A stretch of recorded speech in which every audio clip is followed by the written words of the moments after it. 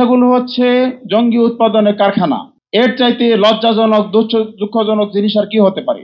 সমাজের ভিতরে যে পারসেপশন তৈরি করা হয়েছে, আলেম ওলামা, দাড়ি টুপিধারী, বোরকাওয়ালি এই সমস্ত লোকদেরকে যখন হেনস্থা করা হয়েছে, এটার উদ্দেশ্যে যে যাতে কোনো মানুষ মাদ্রাসায় না পড়ে। এই দেশের আলেম ওলামাদেরকে হত্যা করা হয়েছে অন্যায়ভাবে, ডান্ডা বেরিয়ে পড়ে সারা দেশে ঘুরানো হয়েছে আতঙ্ক সৃষ্টি করার জন্য, যাতে কেউ মাদ্রাসায় না পড়ে।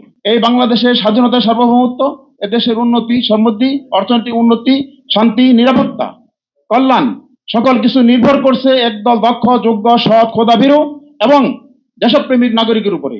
আর সেই সৎ, দক্ষ, খোদাভীরু, দেশপ্রেমিক নাগরিক তৈরি কারখানা হচ্ছে আলিয়া মাদ্রাসা শিক্ষা ব্যবস্থা, প্রথম মাদ্রাসা শিক্ষা ব্যবস্থা। আমি আমাদের যারা ছাত্র আছে তাদেরকে আমি বলবো, তোমাদের ডান বাম পিছনে তাকানোর দরকার নাই। তোমরাই বৈষম্যের বিরুদ্ধে যুদ্ধ করেছো, তোমরাই রক্ত দিয়েছো, জীবন দিয়েছো। এখন তোমাদের দায়িত্ব হচ্ছে তোমরা যোগ্য হও, যোগ্য রূপে নিজেকে গড়ে তোলো, তাহলে তোমাদের কাঙ্ক্ষিত আসন থেকে কেউ বঞ্চিত করতে পারবে না ইনশাআল্লাহ।